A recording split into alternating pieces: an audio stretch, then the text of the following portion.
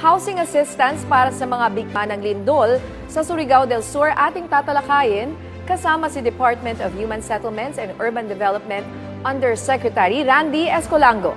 Yusek, magandang tanghali po.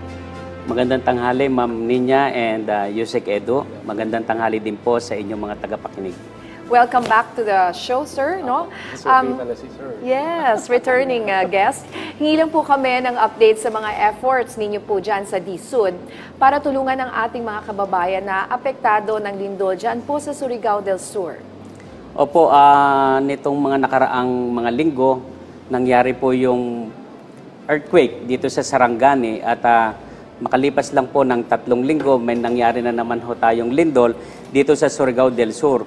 So ang ginawa po natin sa DSUD sa pangunguna po ng ating Secretary Jose Rizalino Acusar, ay kaagad niyang inactivate yung mga regional shelter cluster ho namin, lalo na po dyan sa Region 11 and Region 13, para po mapabilis yung agarang pagtulong o pagresponde para ho maibigay yung emergency response at immediate assistance po sa ating mga kababayan na naapektuhan ng paglindol.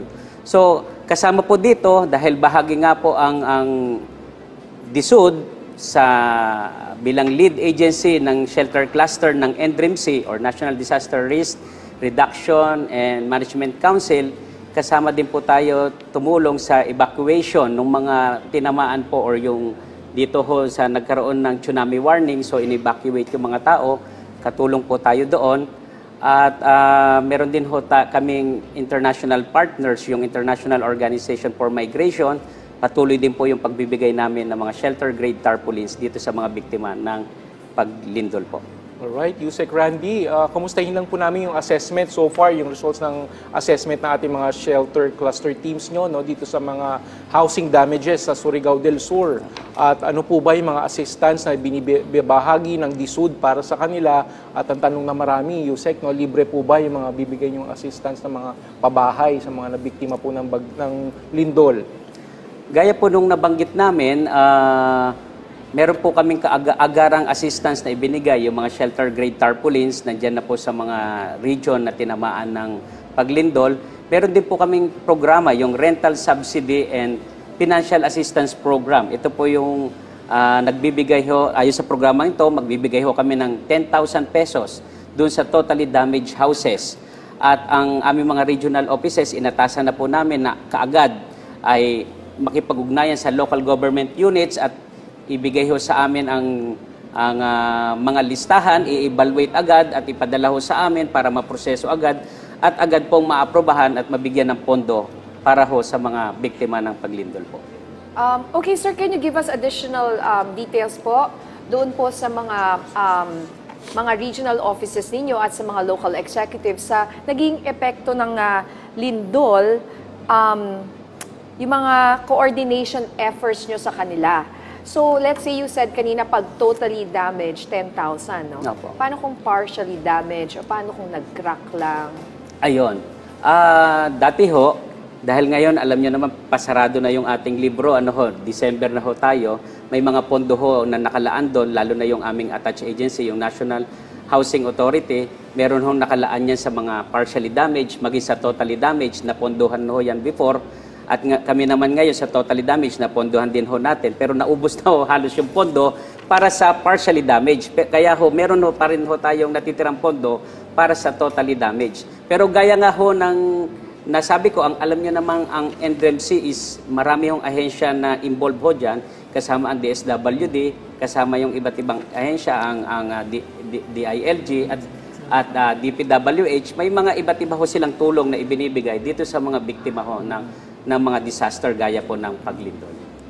Sa inyo, sa DSWD, matanong ko na rin si Yusek dahil nandito ka na, no?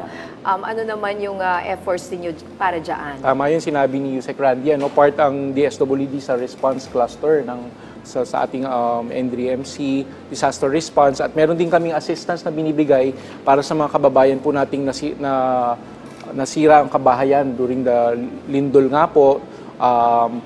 Sa aming medyo mas malaki-laki sa amin kapag fully damaged yung bahay, 25,000 ang aming assistance. Wow. Ano? Pag partial, up to 10,000 ang nabibigay natin. So, talaga tulong-tulong naman. We regularly coordinate with DSUD. No? Alam ni Sir Randy, ni Yusek Randy yan, na partners tayo sa pagbaba dun sa field, pagtulong dun sa mga nabiktima ng lindol. Yes, going back to Yusek Randy, ano naman po maaring itulong ng DSUD sa mga kababayan nating nais lumikas mula sa mga lugar na ito? Lalo pat marami sa ating kababayan na nakakaranas na ng trauma at sobrang takot dahil sa patuloy na nararamdaman mga aftershocks. Up to yesterday, may na-monitor po tayo ng aftershocks po mula dito sa Surigao po, Yusek Randy. Apo, may mga programa po kami para dyan dito sa Metro Manila, yung aming mga attached agencies, yung National Housing Authority at saka yung Social Housing Finance Corporation, ay nagre-relocate po sila yung ating mga informal settler families o yung tinatawag na ISF po at yung mga low-income groups natin, nire-relocate po sila mula sa danger zone doon sa lugar na safe po sila. Ang tawag po dito yung in-city or near-city ng mga resettlement projects. Pero po, ang DSUD ay meron din pong programa, yung tinatawag na Pambansang Pabahay para sa Pilipino. Ito po yung flagship program ng ating kasalukuyang administrasyon ng Pangulong Ferdinand Marcos at ito nga po ay ibinigay sa DSUD para siya ang mag-implement. Dito naman po ay may on-site or near-site resettlement po yung mga pamilyang walang tahanan. Mula sa danger zone, may ilalagay po sila sa mga lugar na kung saan malapit to sa mga trabaho, malapit sa paaralan, malapit sa maayos na seguridad. Hindi po yung tulad ng mga dati natin na nailalagay yung mga pabahay natin sa medyo malayo, walang kuryente, walang tubig. Dito po sa panahon ngayon ay inayos po yung mga problema na yon at tinugunan yung mga dating concern na yon.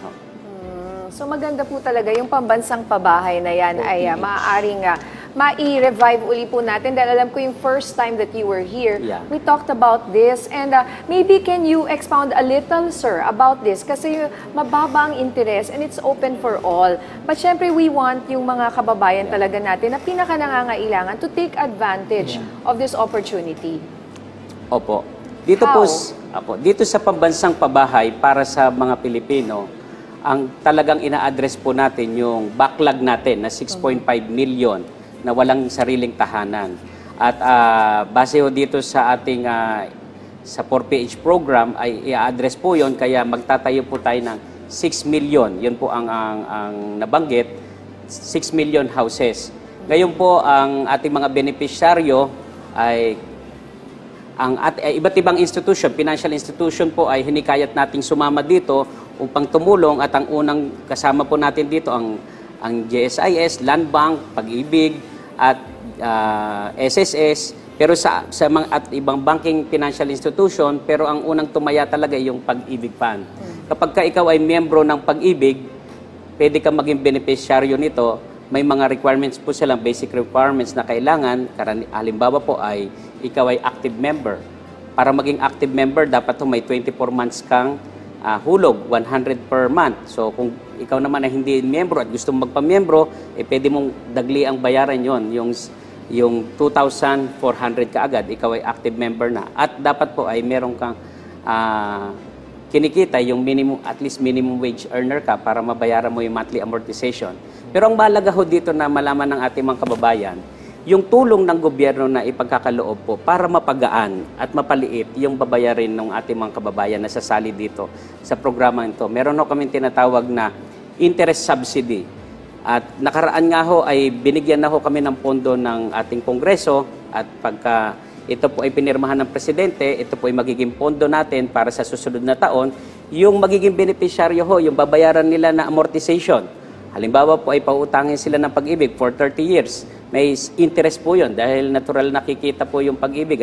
Isa-subsidize ho yun ng gobyerno. Ang tawag ko doon, interest subsidy na 5%. Halimbawa ay kung 6% ang interest ng annually, yung 5% to doon sasagutin na ng gobyerno. Meron na hong pondong inilaan. Pag pinirma ng Presidente, ay yun na po yung pondo natin. At maliban ho dyan sa interest subsidy, may tinatawag pa ho tayo na yung EO 34 na inisyo kamakailan ng ating Presidente na diniklara nga hong flagship program yung ating programa, yung 4PH, at inuutusan ang lahat ng ahensya ng gobyerno, kasama ang local government, na yung kanilang mga idle lands, mga pag-aari ng gobyerno na hindi gumagalaw, ipasok na ho dito para yung cost doon sa lupa, mabawasan na ho. So mababawasan din yung bayad ng ating mga kababayan.